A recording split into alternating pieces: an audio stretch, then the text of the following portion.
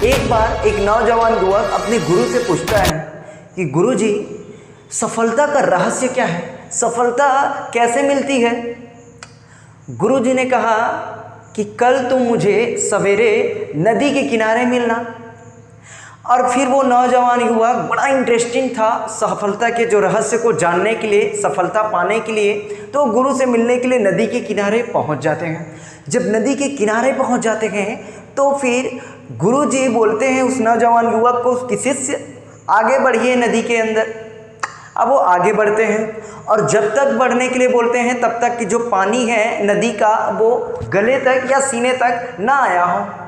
तो जैसे ही पानी सीने के ऊपर जाता है, गुरुजी तेजी से उसके सिर पकड़कर पानी के अंदर डुबो देता है। और वो जो नौजवान युवक है फिर वो अंदर में संघर्ष करते हैं, पानी के अंदर डूबा होता है उसका सिर, आने का प्रयास करते हैं बाहर, लेकिन आ नहीं सकते क्योंकि गुरु बड़े थे, ताकत भी ज़्यादा था, जिसके वजह से उसके जो सिर है वो पानी के अंदर जो है अच्छे तरीके से दबा के रखा हुआ था। तब तक रखा हुआ था जब तक कि वो पूरा नीला ना पड़ गया था नौजवान युवक। जब गुरु ने देखा कि चलो अब समय आ गया है इसको बाहर निकालने का, जैसे ही बाहर निकाले वो तेजी से सांस लेना शुरू कर दिया नौजवान जो युवक था।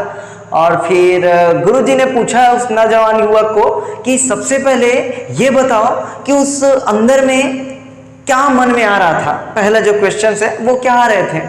तो उस नौजवान युवक ने कहा कि पानी के अंदर मुझे सबसे पहला जो चीज़ें हैं वो मेरे मन में आ रही थी वो है सांस लेना, कैसे भी करके बाहर आना। फिर इस गुरुजी ने उस नौजवान बच्चे को कहा कि बेटा, अगर सफलता प्राप्त करनी हो तो फिर जितने शिद्दत के साथ तुम सांस लेना चाहते थे, बाहर आना चाहते थे, तुम संघर्ष लड़ रहे थे, उतनी ही पूरे शिद्दत के साथ तुम क्या करो, अपने जो लक्ष्य प्राप्ति के लिए वर्क करो। तो यही जो है वो सफलता का रहस्य है।